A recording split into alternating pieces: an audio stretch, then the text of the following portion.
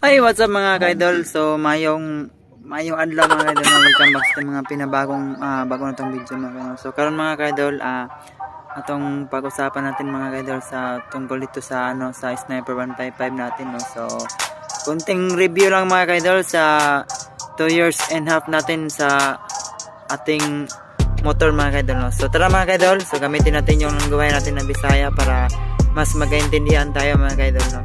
So mga kaidol, so first mga kaidol, i-topic natin mga kaidol. So tungkol po ito sa ating sniper, sa issue mga kaidol. So mga issue, mga little issue lang mga kaidol, no. So gamay lang kayong mga issue mga kaidol. Sa mga gustong magkuha sniper nga 155 o kanang gusto nila may balaan sa mga issue sa mga sniper. So nara para nis nyo ang video mga kaidol, akong buhaton, akong ingon sa inyo sa mga 2 years and a half na serbisyo sa motor, sa riding yang dagan, sa iyang kusog, sa iyang mga position sa mga rides mga kaidol, no. So yan mga kaidol, si topic natin mga kaidol. So yan mga kaidol, so tara.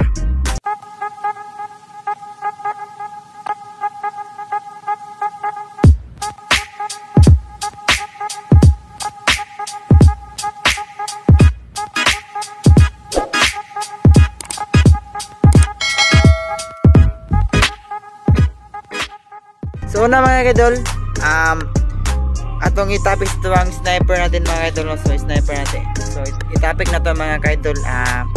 First talaga mga kaidol, no, ang una jud nga issue sa ating sniper mga kaidol, una jud ang issue ay itong nag-check engine kay cause ato nga itangtang na to ang battery nga while ga open ang ignition switch nga itong sa sniper mga kaidol.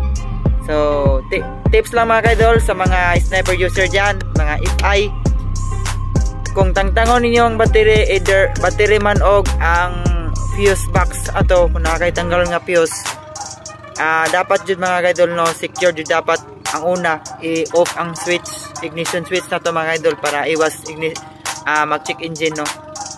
Muto ang usa nga reason nga nganong nag-check engine na to ang Sniper 155 before.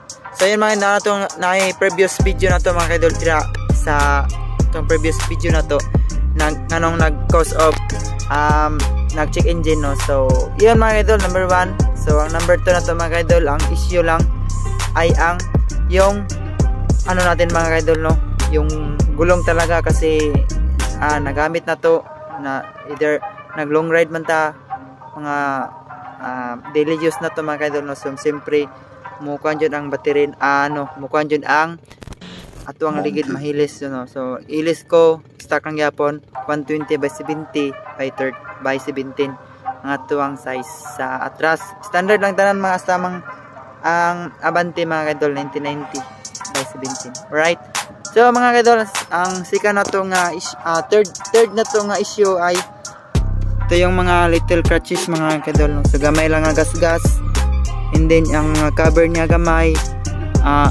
kalog-kalog kita mga kaidol, yan. So medyo luwag mga kaidol, no. So nara ang iyang issue sa Sniper 155 mo ni siya una nga magasgas, dili jud siya malikayan. So yun mga kaidol, mo ni siya mga issue lang sa mga Sniper 155. And then sa mga dagan niya goods naman, wala naman nagbag-o, wala na usab. Ang udo na to mga kaidol nasa mga kuan 21,359 ang udo na to mga kaidol, no. Wala to mga kaidol og mga gasgas ng kamay sa mga kuanyara, mga little kagmay ra kayong gasgas.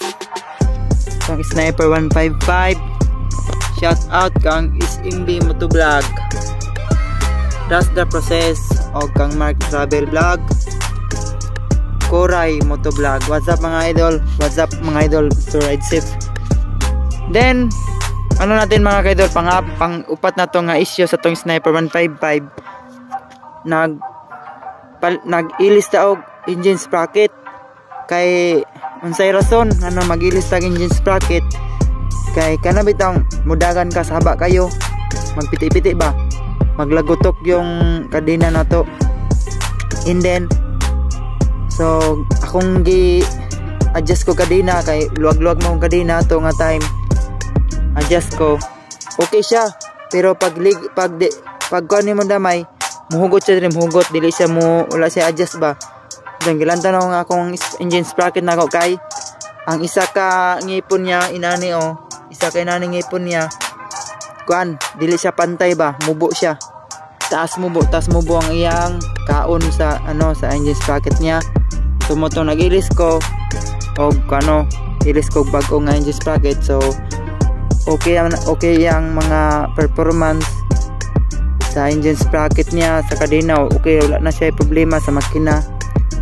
Always na ako gina-check ang coolant o ang oil niya sa langis natin sa ating makina mga ka-idol, no? So yan mga ka-idol, kaunting review lang sa tuwang Sniper 155, either man na standard version man na o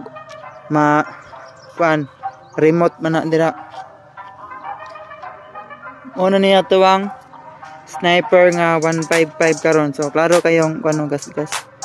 Di gyud siya malikayan kay mo na gyud siya yang mga issue. Muluag gamay ang cover, no. Matingog siya gamay pero nana siya nana siya remedyo lang. So ayan.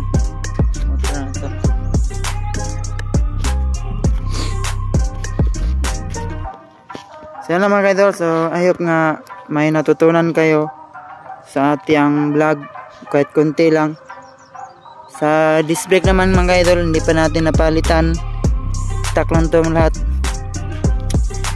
Yan mga ka-idol, I hope nga mayroon kayo natutunan sa ating vlog ngayon mga ka-idol, no? Sa ating konting tips sa ating mga sniper nga old, mag 2 years and a half na, mag almost 3 years na. So yun lang natin napilitan. So thank you for watching and I hope salamat sa pagsuporta. Thank you and God bless. Ride safe sa mga pops natin dyan. Ride safe. God bless.